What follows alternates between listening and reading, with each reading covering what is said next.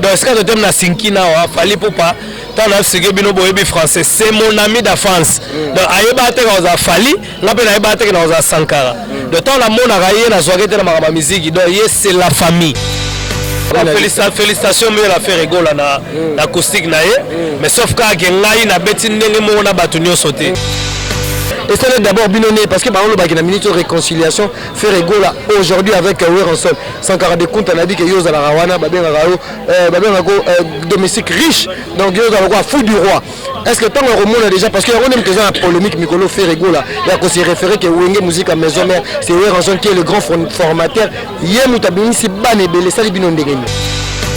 Muto akomona ngwa mso surprise eza muto ayeba histoire te mais muto ayeba histoire côté muta uti côté muta fanda famille na ye za problème te ya le Rwanda ko mo ba na lupango yo Mobutu fanda ngao lupango yo Kabila fanda ngao lupango mso Tshisekedi akola ngao donc eza pareil Ferré aza muto yo na yebi rumba de jeunes na yebi ya beti ba musique na ye na wenge to yebani na lobango déjà que pire mutunanga tant au kola na ba wenge wana za oza la Ferré ezage riche on comprend o pela batunanga et puis aussi Bill Clinton et comme na tamo photo yemba ba réalité to yemba ba bolingo te yo na tshemwa Sandumba na tchepe introduction mo na tshela fais-toi vilain nga solga nseka na lela Jolicia bolingo molaima ya solo Jolicia. Tiketa. STV Congo News, nous sommes en direct. Suivez STV Congo News et les informations vraies.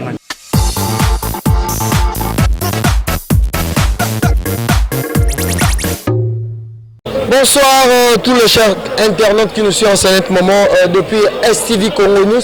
Aujourd'hui nous célébrons l'anniversaire de notre consoeur, notre sœur, amie, connaissance Judith Ntswa qui travaille avec nous. Donc vous avez vu déjà des images, comment ça s'est passé. Donc déjà, je suis avec Judith à qui que je vais demander comment ça s'est passé. On a vu des invités, Sankara de Kouta qui est ici présent.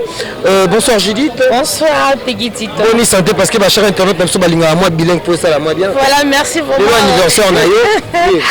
Babi, le vraiment le 27 juin de Makambu, la naturelle vraiment, le vraiment. Et je salue tout le monde, tous mes fans, STV Congo News. Là vraiment je vois la grande dame de médias, Jolicia Sampi. Babi de Makambu, c'est grâce à Jolicia Sampi, de Bomona. Babi que l'équipe vraiment qui toque, je sais que Bomona déjà dimanche. Pourquoi pas boss des boss depuis Kolezi. Voilà papa n'a vraiment bon Costa Itangu.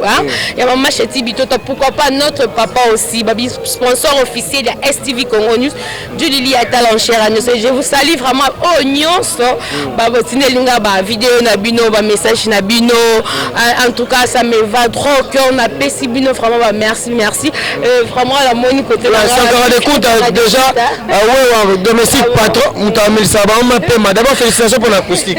Parce que comme on a trop internet. Bonsoir d'abord, oui. Bonsoir, Moutouna, les liens fort. Tu as gagné anniversaire, Moni. Nde to araboye biso na ba journaliste tozalelo moko donc tant que aux invitations l'anniversaire na ngaki lobby Judith la naturelle a souhaité ngaipe yo souhaité été joyeux anniversaire déjà. Merci beaucoup. Donc lelo ya Judith to landa na nekaka na Blacha Mosaka pe ya botama lelo joyeux anniversaire Blacha Mosaka. Donc voilà ya moni to baki to ya kutu ba grippe ezobe to bika ba maline za la rambe.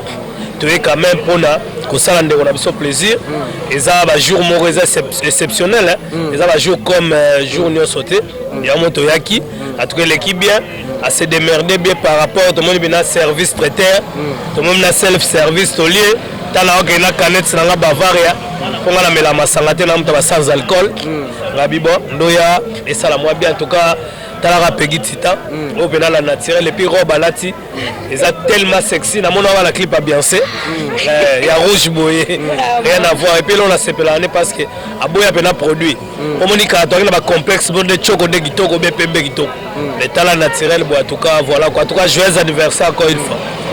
L'intention nous oblige malgré ton jour anniversaire Masola acoustique n'est Masola acoustique. Oui, Masola acoustique en tout cas, ils ont bien invité au Batuna Acoustic Award. Oyo, Basali déjà par rapport à il y a concours pour la recevoir trophée. On y pose un moi ba point déjà. Là on doit voter la bango mais bachenga da numéro 1. Peggy Tita. Toza qui 21 éliminatoire et Salama men na 4 acoustique ngo bachenga numéro 1. Peggy Tita genda classe.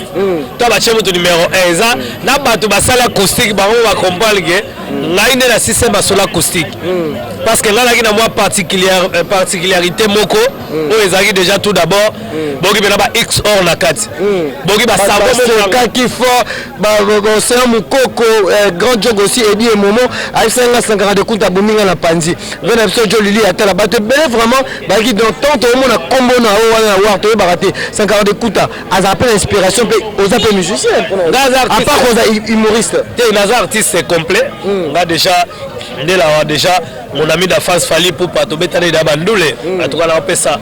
Fali pour pas tout d'abord bah félicitations à ni introduction de Bima. En tout cas betango tellement kitoko il a raté pour faire rigoler acoustique. Félicitations mais la fait rigoler na acoustique nae mais sauf que ngai na beti ndenge mo na batunyo sauté.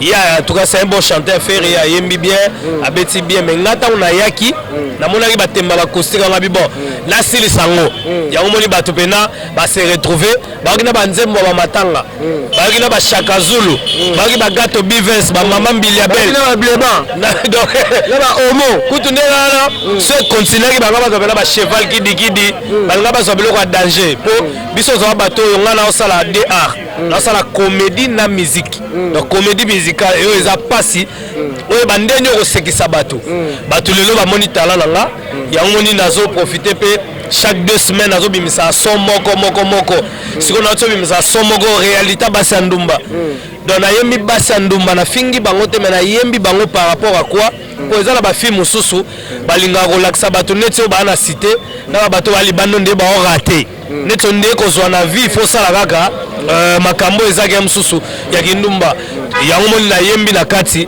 na expliquer réalité moi c'est muso ndumba asa ne danger mais atika ne lo moté donc ça sert à rien est-ce que les autres ont sur idée te blande dans un film ou super sani ya fofa cheli bosona wango que bako ke classe ba doit ça kindumba na ki jeune fille eza bien té il faut qu'on interpeller bato ke na minute oyo okoza pe tana otangi classe ki nous meza ngelo moté ozo raté pe lo moté préparons à venir na yo oko bando beb sa venir no siko yo jeune fille ba influence par tes amis mage ba brancher yo mena suka na ngo baby CV po bato yo bimana bango yebi be tadam na bango te et comme na tamo photo yemba ba réalité to yemba ka ba bolingo te yo na tshemwa sandumba na tchepe introduction mo na tshona fais-toi vilain en tout cas Peggy Tita au sepana makasi ils ont biloko chaque 2 semaines on a 15 titres mais na ça chaque 2 semaines na bimisa ngo po bato ba sepela parce que na bata ba confinement na bata ba coronavirus il faut to yape na musique à lelo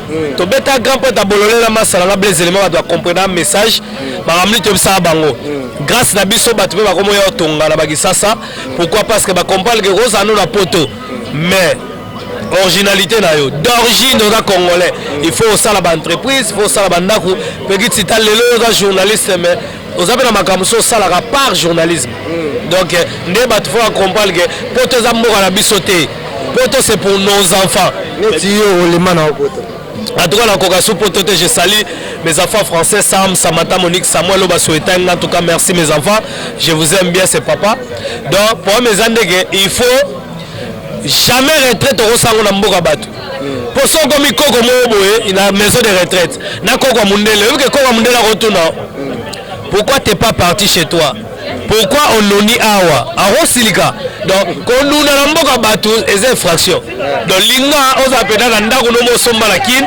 tango noni na bandala noni na nini na bataka che mais papa banani na descendance na yo ezali donc yango photo ça bato ke c'est le moment kolinga rozwa ebele te roso mama bele pour la te kala kinko les ara $100 mais lelo comme $15,000 imagine car wana Peggy Tita donc bah toi rapidement tout le monde est là au monde quand internet ah vraiment il sali batou bien tout le monde qui est toujours à l'honneur fait rigoler Jésus des nuances ya rondima Igor Ranson alobi que aza vrai Wengenman aza mwana ya Weranson pe en plus abeti pe lisola bandal mais avant d'abord to kota masola bandal to betaka vite faut te moni faire rigolo vraiment bi que non lelo andimi que hier aza vrai Wengenman alobi mambo linette mwana wenge il faut za la propre faut za la mine et c'est d'abord binoné parce que ba on ba ki na minute de réconciliation faire rigolo aujourd'hui avec Weranson Sankara de compte on a dit que yo za la rawana ba benga domestique riche donc yo za la fou du roi.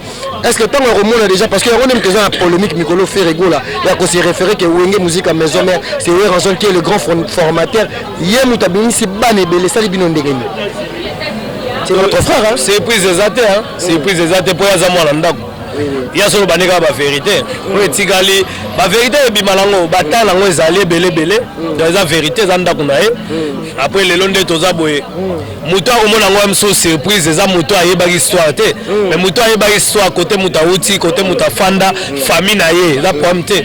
Ya le Rwanda ko mo ba oh na lupango oyo Mobutu afanda kao lupango oyo Kabila afanda kao lupango oyo msu Tshisekedi akola kao donc eza pareil boza suna ngambo Fally Ipupa te donc bozongeli mwana binoka te rien à voir là on compte ça ba terrain polémique te parce que Fally Ipupa c'est mon ami d'enfance avant na ba bato nyonso répéter c'est ton ami c'est pas grave nazo expliquer te faire aza moto yo na yebi rumba de jeunes na yebi abeti ba musique na na wenge to yebani na lobango déjà que pire mutunanga tant okola na ba wenge wana za la ferre ezagi riche on comprend o pela batunanga et puis ozui Bill Clinton non cela veut dire que ba fa chéria igwe ferre héritier Bill Clinton tant biso ina wenge to ina biso belé mais pire mutunanga ki ferre pire mutunanga ki héritier watana mais boss live que j'ai sali na bien na ba bonne chance na loko na zo sala un mot aussi pour na mi ange midemo en tout cas félicitations na bika raté te tozo zelango Fally Ipupa nesika to telemiawa na kasanvu donc esika to tem na sinkina wa Fally Ipupa tant na sike bino boyebi français c'est mon ami d'enfance donc ayeba te ka za Fally ngape na ayeba te ka za Sankara de temps la mona raye na soirée te na ma musique donc yes c'est la famille so na so pegiti ta moi j'ai perdu mon frère na mona contribution frère nanga et ça la plaisir na fanda na s'attendait na ngote Fally Ipupa il a envoyé sa part sa contribution et il n'a pourquoi tinda yango pour que to uti musika na fanda na sala makamba ba humanitaire na moni fondation Fally Ipupa yeko assister petit na biso petit Shadrack ba yeba tiki enveloppe na bango donc pour nanga remerciement oui donc pour nanga vous avez un peu pressé les OK donc pour nanga en tout cas makamba Fally au chage musicien donc Fally c'est mon frère donc voilà la dédicace voilà donc en tout cas ma dédicace na pesika joyeux anniversaire na Judith la naturelle pour Mikolo yo makamba bo abora batu toza na biso na besoin la ngote. OK ouais. Merci beaucoup Sankara de Kunta pour notre temps Pessibiso. Je dis un grand merci à toute l'équipe de STV Congo News. Judith, je sais pas si on va chuter avec toi. Je le sais simple aussi madame peut venir dire même juste comment souhaiter joyeux anniversaire. Joyeux anniversaire à ma chérie la naturelle Judith toi comme les années toi. En tout cas je te souhaite tout le bonheur du monde, longévité, prospérité, bonheur, grâce, que mon Dieu te donne tout ce que ton cœur désire. Sois une femme de Nîmes, porteuse de Nîmes, de bonheur. OK. Merci beaucoup, Jolicia Sampidon. Je pense qu'on est à la fin. Je dis un grand merci à tout le monde. Merci beaucoup à Francis Wawela, merci à Marcus, merci à Nicolas parce que Aza occupé prochainement. Merci à tout le monde. Je Lili Atal en chéri annonce, Eddie et Momo, Junior Mwamba, le boss. Junior Mwamba, petit le parallèle. L'argent l'appelle papa, Junior Mwamba. Junior Mwamba, l'argent l'appelle papa. Merci beaucoup à mon vieux Achamovoto.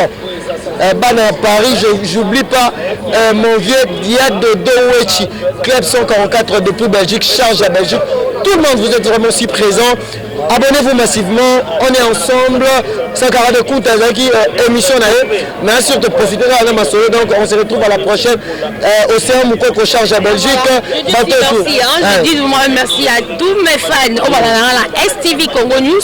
Là vraiment je vois boss depuis Kolezi. Pour Costa Itangu. Il y a maman Cheti Bitota. Merci papa pour le cadeau vraiment. Bon moi Julien Mwamba. L'argent l'appelle papa. Voilà franchement voilà. Les cordons. Franchement la msala qui kitoko. Marcus, na moi Marcus Maïe. Asalinga ma surprise. De la presse Pazarana, Nicolas Mokondi, tout le monde dans la Potonio, sur la Lima de Paris, Miake Kamba, vous êtes vraiment ébélé, donc merci à vous. Donc branchez-vous, vous êtes toujours.